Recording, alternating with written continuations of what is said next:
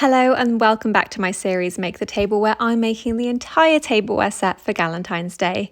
We're on to the glazing, and this is where we can almost begin to see all the pieces starting to come to life.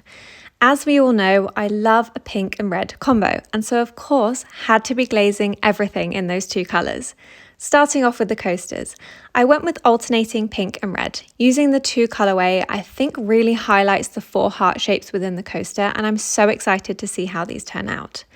Now onto plates. I went with a very pale pink base to begin with and opted for a red polka dot design. I used a sponging technique to create the perfect dot. I'd never used sponges before when glazing, and these probably weren't the best quality sponges, and so I did have to go over the design a couple of times to get a nice covering of glaze. But I've realised I love using sponges to glaze with, and I will most certainly be experimenting more with them in the future. Then for the little bud vases, I again used a pale pink for the base and then used the handle tip of a paintbrush dipped in red glaze to create a tiny dot pattern over the whole vase.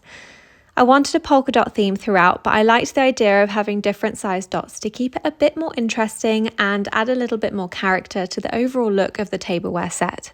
I think the little dots on the little vase work in perfect balance with each other. And then to accompany the polka dots, what could be better than stripes? You can never go wrong with a spots and stripes combo. So for the other bud vases, I used a paintbrush to paint alternating red and pink stripes over a white base. I just think stripes are a classic and really go so well with dots. For the Tealight holders, I kept it nice and simple, as I think the cutout heart speaks for itself, and I didn't really want to make it too busy with bold decoration.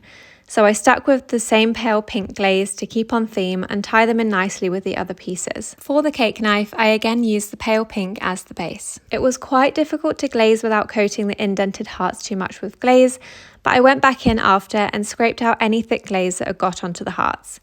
Then I used a red glaze to paint inside each indented heart. This definitely took a steady hand, but I think it will be worth it and think that it will help make the hearts really stand out. I made sure to have a lot of glaze on my brush so that I could almost push the glaze into the curves of the heart. I wanted a nice crisp line on each heart, and so really took my time with each one. Then finally, the cake stand. Starting with that pale pink glaze again, I made sure to paint inside each cutout heart, which was rather time consuming and a little fiddly. And then I went in with a red glaze on all the stuck on hearts around the rim, as I wanted them to really stand out.